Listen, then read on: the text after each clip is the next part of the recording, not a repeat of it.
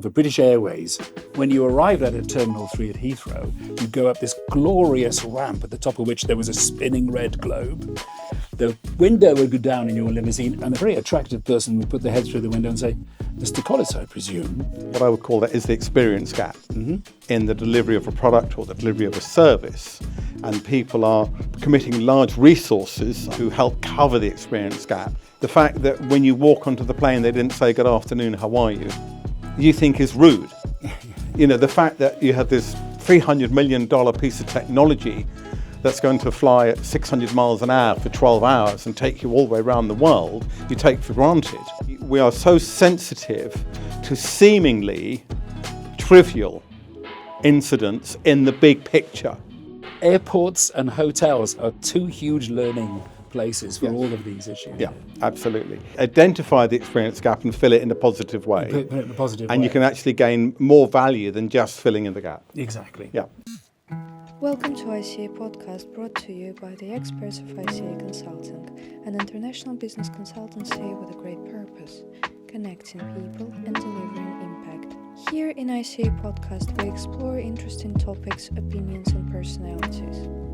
We're always happy to welcome new members into our network. Feel free to send us an email and join our Telegram channel to stay in touch. This time we got together to talk about the experience gap that brands usually don't notice but experts do.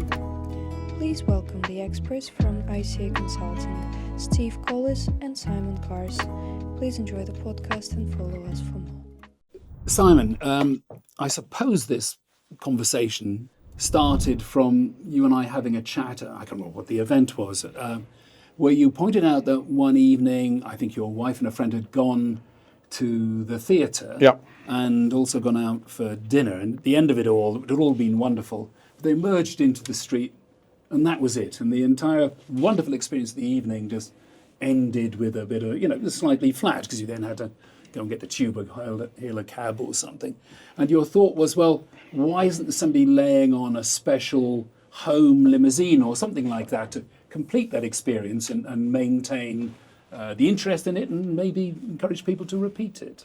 That's a valid point, Stephen. I think from my point of view, what I would call that, and maybe you've got a better term in your background, but what I would call that is the experience gap.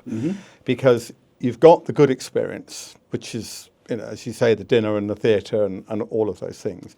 And then you've got the nice experience of getting home and people saying, "What was it like?" And you saying, "Oh, the show was lovely, the food was great, we had a great time, thank you very much indeed."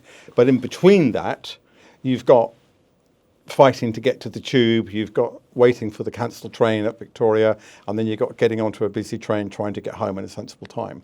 And that completely undermines, in my view, the integrity of the whole experience. And I think that from you and I have mentioned in other discussions, and maybe you want to comment on this, that the experience gap is not just unique to that type of event. It occurs continually in the delivery of a product or the delivery of a service. And people are committing large resources, I believe, maybe you can help me on this, large resources to help cover the experience gap so that people feel that the whole endeavour is nice. Well, indeed, and it's something that brands of any type, in any sort of service or whatever goods you're providing, begin to realise that they have to have entire responsibility for. I'll give you an example. British Airways, we do a lot of work with British Airways, and their in-flight service can be very good. Their people at the ticket desk can be very good, and the check-in process. What they became to realise over time, though, was that their customers, in their mind, believe that those aren't the only things that British Airways were responsible for. In their minds, they believed that British Airways were responsible from everything from the purchase of the ticket through to the arrival at the destination at the other end when you got off the plane, and everything in between. Now, the initial response was to try and explain to people, well, we're not the airport authority, we don't manage the shops in the airport, we don't run the taxis, we don't do all these other things. But over time they began to realise, well, maybe this should be looked at as an opportunity, try and own these things in some way and give people a better journey through them all, and thus, deal with something that you don't control, but you can influence the quality of for their customers. I think that's a valid point, and I think that your commentary was about British Airways is quite relevant in some respects, because if you check in luggage and you put it on what you consider to be a BA flight, in your world it disappears down the escalator into the labyrinth of the airport, and then when you arrive at your location, hopefully it comes out onto a belt, and there's your luggage. So you're happy because it says the BA flight number and your bag is now appearing. If your bag doesn't appear, you complain to British Airways, even though all they did was take it from you and put it on a conveyor belt, and all they've done since then is have it in a plane, hopefully that's been on the same plane as you. So you believe the airline is responsible, even though you know in your heart of hearts it was nothing to do with the airline why your baggage got lost. Indeed. But if British Airways at that point will step in, hold your hand, give you the sort of service hug and say, we're going to sort this out for you, the person, i.e. them, that's on your side, helps you put up with all the issues that are actually being problems created by others. Yeah. So I think the ownership can be very thorough in some cases. So with Virgin, with upper class, when they first started to fly to Hong Kong, they decided they were going to cover the lot. So they would send a limousine to your house, because you were paying enough for the ticket, to pick you up. When you arrived at Terminal 3 at Heathrow, you'd go up this glorious ramp at the top of which there was a spinning red globe. The window would go down in your limousine, and a very attractive person would put their head through the window and say, Mr. Collis, I presume, James Bond style. Yeah. You'd then enter this corridor, sort of red-lit corridor, into the Virgin Lounge. What they were doing was, right, we're going to avoid all the taxi problems and the taxi ranks and the check-in desks. We're going to own the whole thing in its entirety. Very difficult thing to do.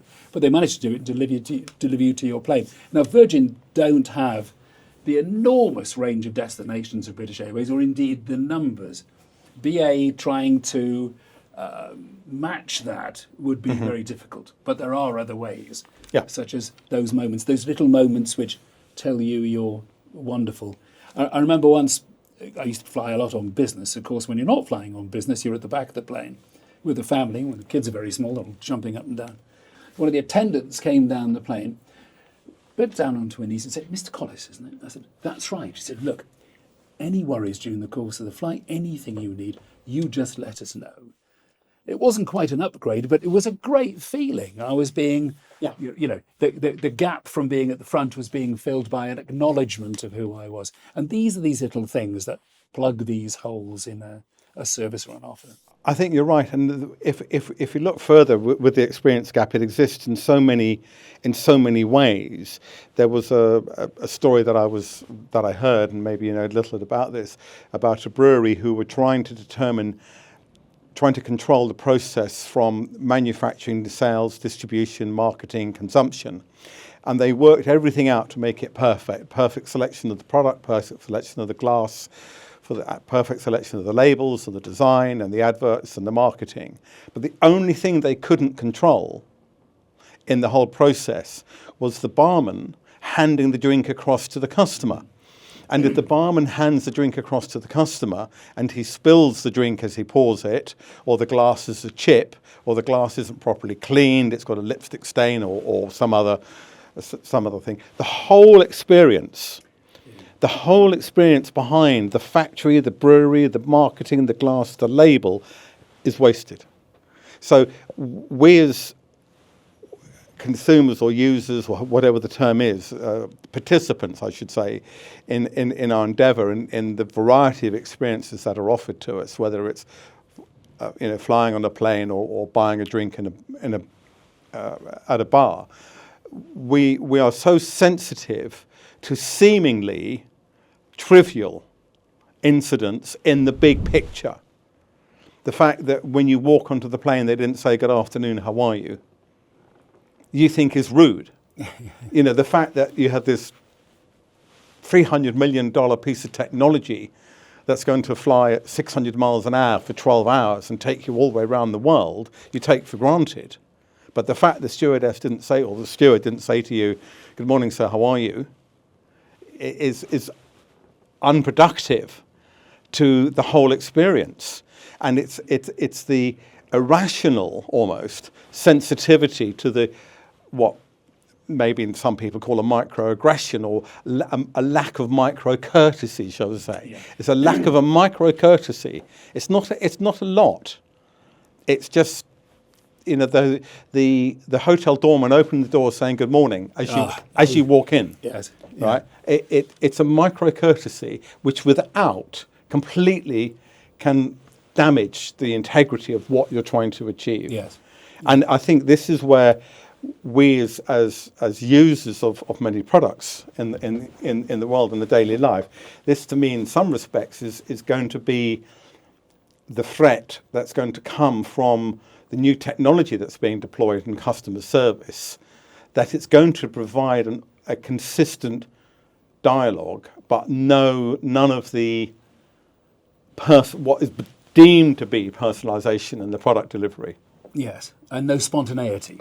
Correct. I think there's no human spontaneity, which is critical. And you're right. You're as good as the weakest link in your chain, the weakest moment on the entire journey, if you like.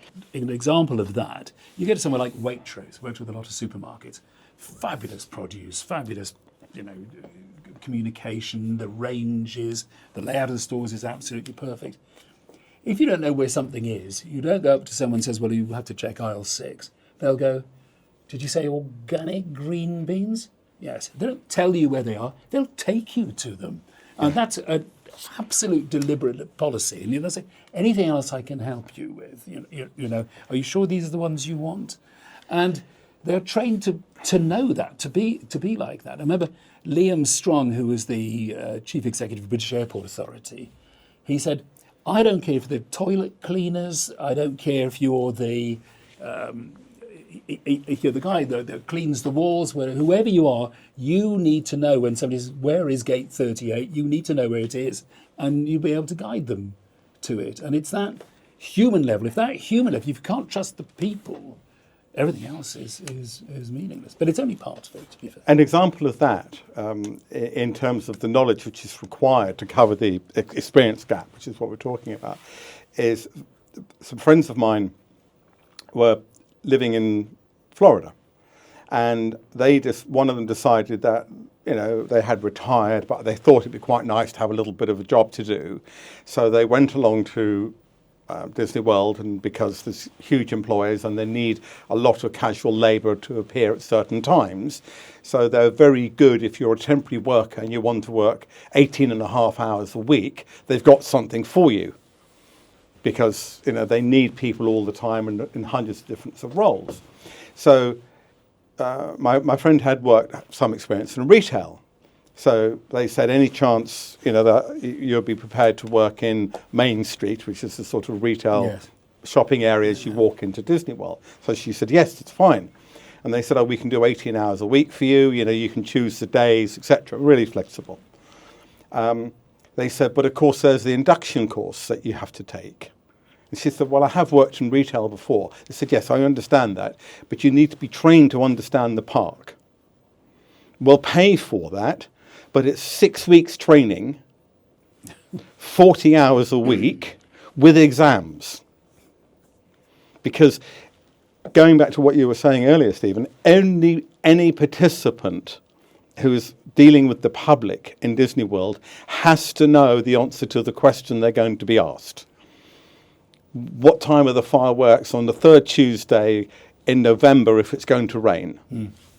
They have to know the answer to all of the product. So even though all she's doing is standing at the till, taking the price tag off the socks, the Mickey Mouse socks that the child has put them into the bag and give them to the child, and ringing up the $5 on the till, it was a 6-week training course because they had to ensure that everybody had the knowledge. Yeah. No little holes in the whole thing. And that's a big scale thing, that a vast sort of operation. But the daily things can have these issues of what the experience is. So we did a lot of work with Pret A Manger, and Pret A Manger, quality, speed, convenience, wonderful. And you go to Pret A Manger, you go to the sandwich section, you pick your sandwich up, you pick your orange juice, you go to the counter, and you say, I'd like a cappuccino as well, And they go, certainly, sir. Now, you pay. Now, can you please go and stand over there whilst you wait for your coffee? You think, that's great, isn't it? I've got, everything's going really well, and suddenly I'm going to hang around. And it's awkward. It's difficult to find a space to stand in. Other people are trying to queue. And we looked at that as a specific problem for them. And we're trying to work out ways in which you could get rid of that and have all that convenience carry on. And it's difficult in certain circumstances. And for them, the problem was that what people really like is the idea that the person behind the counter is making you a coffee, whereas everything else has already been made. You don't question who's put the sandwich together. It's already packaged and ready to go.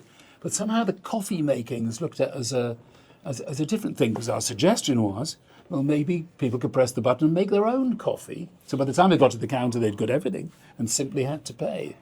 Couldn't quite get that past the customer's mindset. So customers are essentially willing to put up with the drop in experience because they felt that they were getting a better product as a result of somebody else being by seeing it being made. Being done. Trouble is, it's not quite Benihana or going to a Japanese sushi restaurant and seeing the fish and so on chopped up. It really is somebody just pressing a button for the coffee, but nonetheless. But it's the ability of the product to be delivered in a sensible way, and the ability to them, going back to what we were saying earlier about micro courtesies, that the ability to deliver, please stand over there, we'll give it to you in a second, and there's a pleasant interaction, so you don't feel that they're being disrespectful to you. And once you've been there 2 or 3 times, you as a customer of theirs, you've become trained by the environment, and you know that when you've paid, you go and stand in the corner until they give you your coffee. And so now, generally, the public is trained in that respect. But this is an interesting point, because I don't know if you read that recently, a lot of the major brands in the US are going back to their original process because they feel they've drifted from their ideals. And the Starbucks have got a new CEO who's saying we're going to go back to being Starbucks. And they now know that they created a problem for themselves. And one of the problems they created for themselves was during COVID, they created the app that would allow you to order the drink as you walked into the store. The problem they've now discovered is that this has diminished people's experience in the store. Yes. Because they're walking in, picking up the drink and walking out, and they don't feel that they're visiting Starbucks. They just think they're picking up their drink. Starbucks drink, like getting it in a service station. Getting it in a service station. And they said that the whole Starbucks business model was built around filling what they called the third space. Yeah. And the first space is home, and the second space is work. Yeah. Generally in people's day-to-day lives. So to have somewhere which is a third space where people can go, which isn't home but isn't work, that is pleasant, and they can have a cup of coffee and a chat with their friends, or they can sit and make some phone calls or do a little bit of work on the laptop, is an essential part of the business model. And while you might walk past Starbucks and see 6 people working on their laptops, that's what they want. That's what their business model is built around. Their business model isn't actually built around people coming in and out quickly. And I don't know what your thoughts are on that, but I think it's quite interesting. I think it's true. Is know who you are. So I worked with Tesco's when they went across to the US and worked on something over there called Fresh and Easy. They had this idea, Tesco's at their absolute peak, that maybe they could go to the American market and try. And they did a huge amount of research about could they get, levels of supermarket shopping that were more convenient, more effective. And they took over British self-service technology with them. In other words, you scan your own stuff and pay with it with a card. Unfortunately, the markets they put it into in Northern and Southern California had places like Trader Joe's. And you go to Trader Joe's, by the way, is owned by Aldi, but it feels very local. Every store is, Hermosa Beach has one, which is, the fixtures are made out of surfboards. It's very, you can relate to where it is. but also the people that work at the tills are very much about where the place is. You know, the way they dress, they're slightly quirky. And that was part of what the experience is there. So you could go there and it cost you an extra $1 on your groceries, but a far more local and enjoyable experience than scanning your own products around the corner at Fresh and Easy. And it didn't do well from that. So there's been a big return to getting a bit more of a human element into that kind of offer. It's about knowing where the balance stops with these things. Go back. Do you remember Bieber, the old fashion brand back in the 70s? It went into the old Boarding Hollisworth store, I think it was. And they used to say that Bieber was great, but the trouble was it was a very fashionable store, but the staff was so fashionable you could hardly get a word out of them. They were too busy looking around and brushing their nails. So the experience of the staff there was absolutely terrible because they thought they were more important than the customers. But getting that service balance right as an experience. And you can go to the other extreme and look at, say, TGI Fridays, who would audition basically young actors, if that's a better word, to be the waiters. And they had to be, quite theatrical and quite engaging and not just introduce themselves, but have a character. And be something that people could relate to. Yes. And this was a deliberate policy to go for the sort of personality that liked that. And it works both ways. Some people feel a bit some people, I'd just like to be served, can you leave me alone? But other people quite like the engagement. So they had to sort of work out how much they wanted of that to be quirky enough and interesting enough, as you were saying, for Trader Joe's, but not so much that the sort of more conservative and in temperament people felt that it wasn't something they wanted to get involved with. Yeah. So it can be quite an interesting balance, and capturing, knowing what you're good at and capturing the market, I think is very interesting. Yeah. And if you look in one of the most successful retailers in the UK is Primark. One of the other most successful retailers in the UK is Fortnum & Mason. What they have in common is they are owned by the same company. Yes, they are, yeah. And I think it's very interesting because the company have not gone, and maybe we can have another discussion one day about this, Steve, they haven't gone for what I call the hollow middle, which is the market that exists that is underserved. And it's a little bit like, going back to the airlines, just briefly in terms of the hollow middle idea, and again, the lack of experience. Majority of people are happy to fly on the budget airlines because it's convenient. If people are flying on medium haul flights and they feel that they're a little more affluent, then they can go club class or they can go business, and if they're going long haul, then they can go first. That's lovely. But the gap between first and a private jet is one which they can't cross. You might be worth £2 or £3 million and you think, well, I want to fly first class everywhere, and you can fly first class everywhere. But you can't fly in a private jet everywhere. So there's that gap between the two. And if you look at the markets from a stock brokerage point of view, if you are your average retail investor, £50,000 or £100,000, there's 1,000 very good brokers out there who can look after you. If you are a super high net worth individual who have £100 million to invest, you can go to private wealth management at UBS or one of the major banks. But if you've got 5 million to invest, it's too much that you want to give to what you consider to be the quick and easy, the EasyJet equivalent of the brokerage, but it's not enough to get the attention of the private banks. Yeah. But it's still a lot of money. So why isn't it? So to me, the hollow middle is a very interesting market. It's another part of the experience gap. Picking up on that point, it's a great moment in the Big Short, the Michael Lewis book, and they did a film as well, where there's a bunch of pair of lads from Colorado go to some huge bank in Wall Street before the whole property crash thing, and say, well, look, we're currently, the two of us are managing $12 million, and he said, that's very good, chaps. When you got that up to about $1,200 million, come back and have another word with us, because there was no gap for them to be able to go fill. into. And it's always interesting looking at these things. A friend of mine who's an ex-Tornado pilot, believe it or not, who has worked with both NetJets and a couple of others to try and find a way of getting an economic version of private jet hire to fill in between that first class experience and flying on a private jet. It's really difficult, so he tells me, to find. You need enough people wanting to go in the same direction at the same time.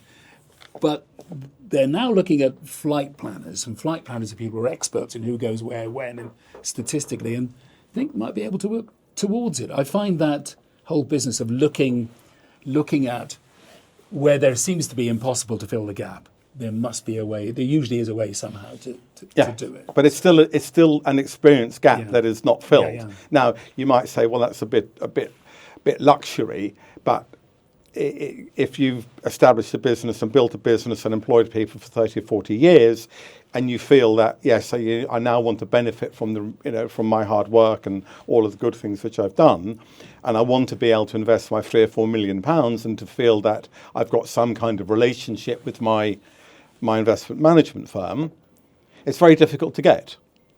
Because it's not, again, you go to Credit Suisse Private Banking, you've got to deposit a minimum of 20 million. Goldman Sachs is probably near 200 million to get their attention.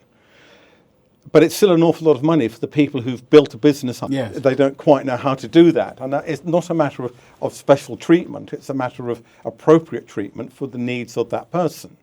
Because the need of an investor with £1 million, the need of an investor with £1 million to have it looked after properly and safely and not exposed to undue risk is exactly the same as the need for someone who's putting in £10,000 towards their pension. Because you still want to ensure client protection.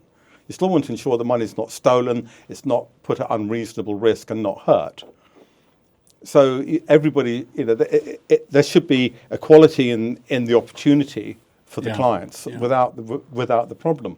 Yes, this idea of experience gaps is an interesting one, because sometimes the issue is a question of, if you don't provide experiences, then what is your business anyway? What do I mean by that? If you take a department store, what separates one from another? And department stores are in a bit of decline internationally, as you know.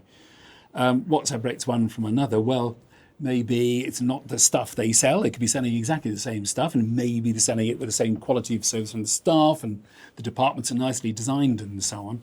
And then, of course, outside that, you've got Mr. Bezos selling you exactly the same stuff to your door, ultimate convenience. So what can you do? Well, what if there were jugglers in the atrium? What if there were really cool superstars drinking at the bars? What if there were footballers from Chelsea kicking the ball into the back of the net in a sports department? What if there was champagne being sold in the lingerie section?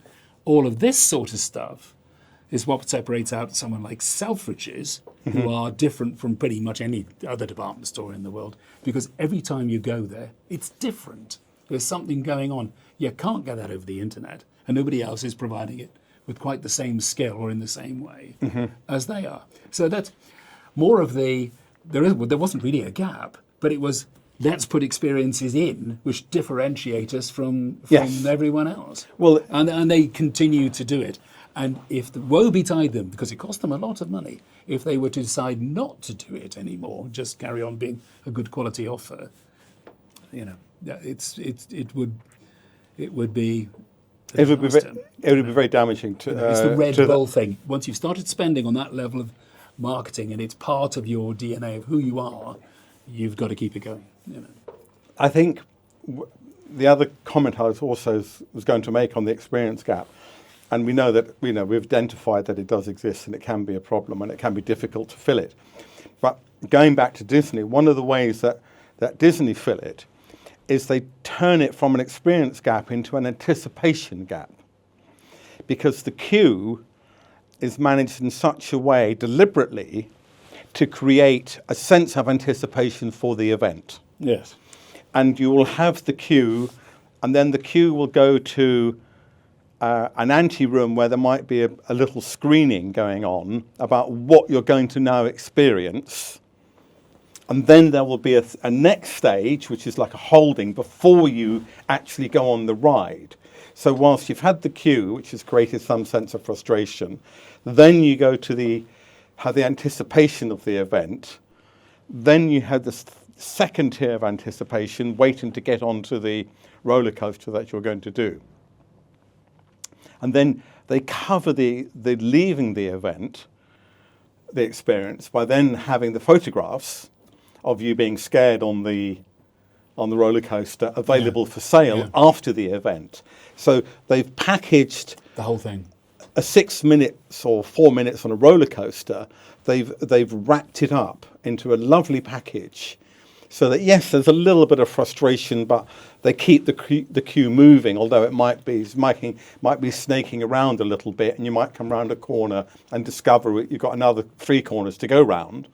But they try to make that interesting, to keep and as the queue gets nearer and nearer the experience, they make the surroundings as more and more interesting. And then you get the ante-room, and then you get. So this is a very clever way of filling in what is basically standing around for an hour, waiting to get onto a 3-minute ride, and then getting off again. Yeah, there are no problems, only opportunities. That's the way you have to look at that sort of thing. We did a project with BMW where they realised it got to the point with cars where you didn't go along and I'll have that one, thank you. You go along and you say, well, what sort of upholstery would you like? Do you want it fuel injected? What sort of lighting? What colour do you want the car to be? The wheels, the whole bit. We decided with this project that we'd turn it into a almost like a maternity experience. It sounds a bit weird. Where you go along and somebody would come meet you in this little room and be Lego parts where the kids could play and say, I think you'd like a blue one. Or you'd like, do you have these leathers? And these swatches would come out for people to look at. All of which was making the point that these things are likely to take time because people just want it now because they're paying a lot of money. So no, you need to see the whole thing come together. And the kids would play with the Lego, build the model cars, and then you'd have a film that you could watch on the internet of your car being assembled, the parts being put together with a clock counting down to when you'd be able to go to the dealership and meet your motor. We actually designed the car dealership part as well. I don't know if you noticed, but they all look exactly the same. We've took the brand names off the doors. We try to make it very much a BMW looking thing. And in the centre of it all was this sort of enclosed room. And you've come to meet your car. This is wonderful. Who would like to be the one that brings it into the world? So the key would be handed to the father, the mother, whoever was going to drive the car. Everyone else would stand outside, the lights would go down, and you'd stand around, and whoever had gone in, the doors opened, and out came Mr. or whoever it was, driving the car towards you. It's been born, and it's yours, and off you go. So I'll buy a bloody car and turn up and it'll bring it to the front door. No, this was an entire experience. And that was a great differentiator for them in certain key markets. So, sometimes these things don't last forever. Sometimes they're campaign long, but they stick in people's memories. Yes. If I say toucan to you, what does that mean to you? Yeah, well, the Guinness. Exactly, yeah. And Guinness, what can you say about pouring Guinness? I mean, it takes going time. back, it takes time, but they've turned that, as we were talking about, the experience gap with the anticipation gap, and going back also to Pret A Manger, where you're waiting for your coffee. So with Guinness, they know that it takes a long time to pour. So their marketing and their advertising campaign emphasises that it is worth the wait. Yes. So they have turned the experience gap of having to stand around for your pint into an anticipation gap where you are looking forward to be given the pint. Yes, exactly. And it's exactly the same amount of time, and it's exactly the same outcome that you're going to be given a glass full of cold liquid which you're then going to consume. But they've turned it from an experience gap of have to hang around into anticipation gap. Gosh, this was worth the wait. Yeah. And they've made that a very are very important. And going back to BMW doing the same thing, they make the car worth the wait. Because that is, it's the overture for the ballet. Completely. It's like your cue for the ride. Yes. The cue for the ride is part of the entire journey. So, the heart rate, let's say it's a big roller coaster in the dark. The heart rate is going up, little messages being sent out, have you got a pacemaker? Beware. So it's all part of the experience of getting there. It's be it Guinness or waiting for the car. These are things that have to happen and have to take time, but let's make sure that they're not a problem. They are an opportunity to communicate. And the interesting of these things with these experiences is how you can shift the perception of a product by doing this. So Peroni, who'd been around as an Italian beer brand forever, had a massive campaign about 15, 20 years ago, which shifted everything. One of the centerpieces was a shop on Sloane Street.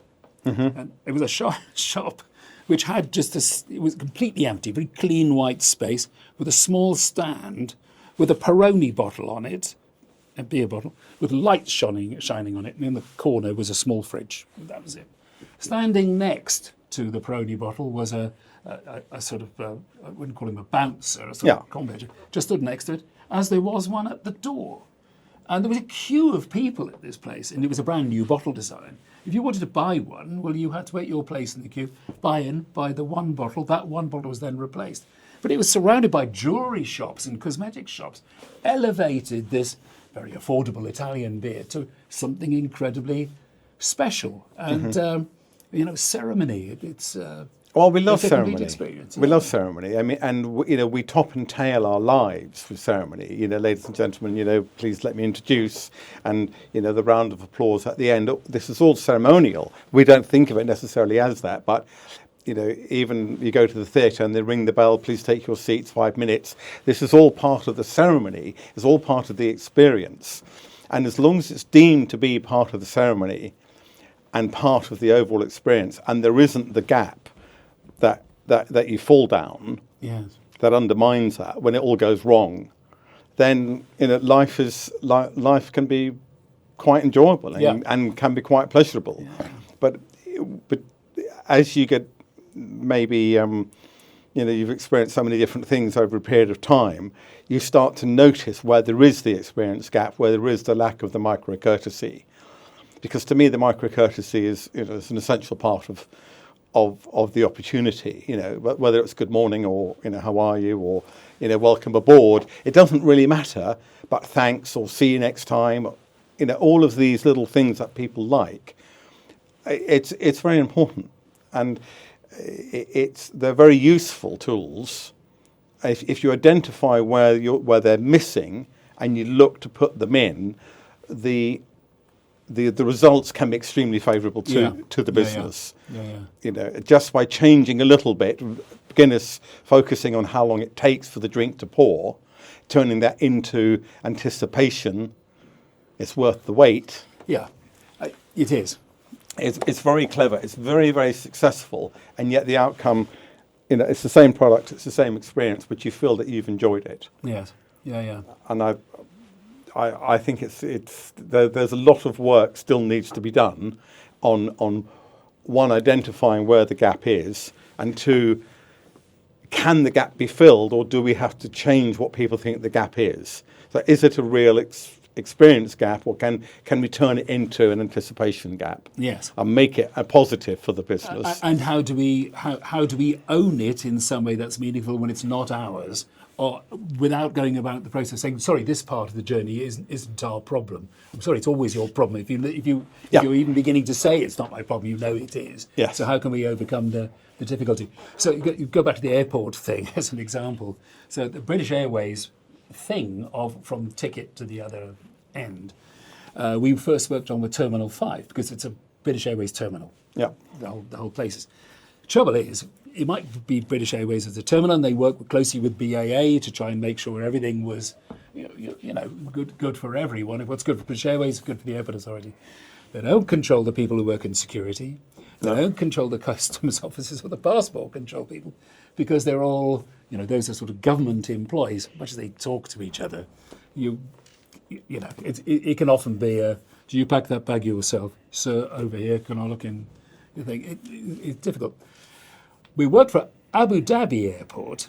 Abu Dhabi, of course, own their own airport. They also own Etihad, who are their airline. And as they're not what you'd call a democracy, and therefore everybody who works in there, the security people, the police, and everything else, are all coming under the auspices of the same controlling authority.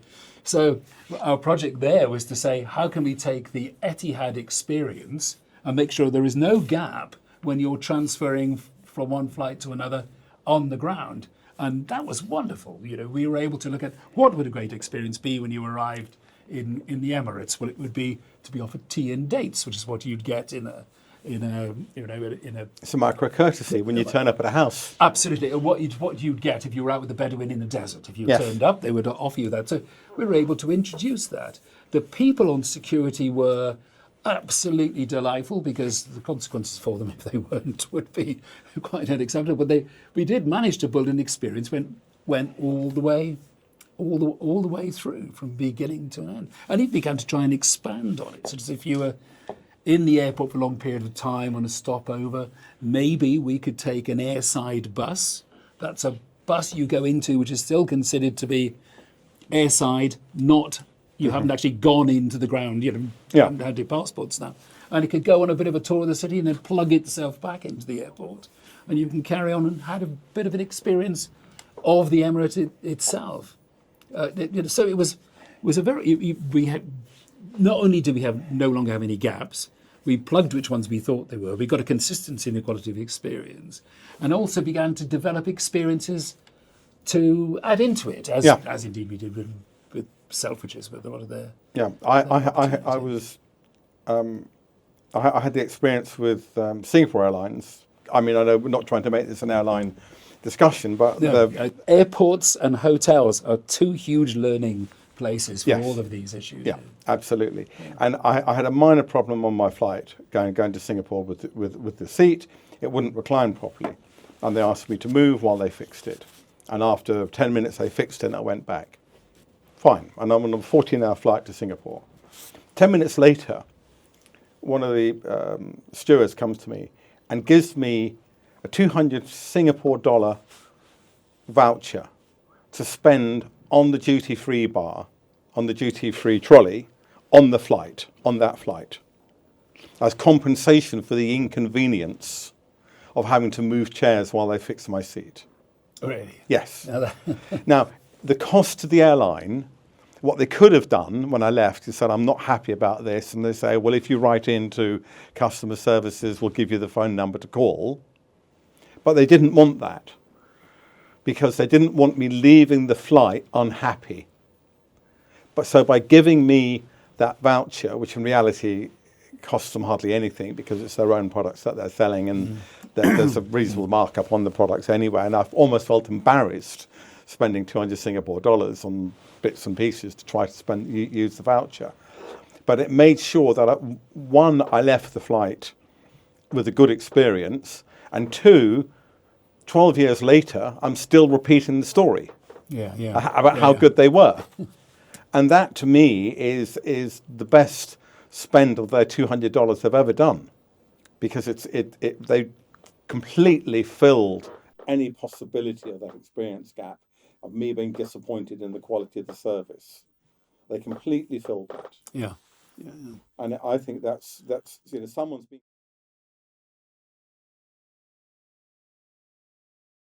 been quite clever within their organisation, making sure that those experience gaps are filled. And as you say, hotels and airlines are something which everybody in their lives has an interaction with. And I think that the next time people are travelling and maybe checking into the hotel or on the plane or experiencing the airport, they might look at experience gaps and see where they exist and maybe what their view about them is. Yeah.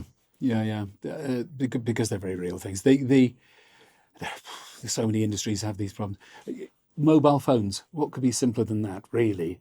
Remarkably, people still go to shops to get them. No, the place is closing down everywhere. What is essentially a digital device you would think would be delivered to you along with the service it provides. So we did a lot of work with O2, part of Telefonica, and they have real problems with queuing. People waiting to ask whatever the issue is. Why is their bill so high, or can I change contract, and so on.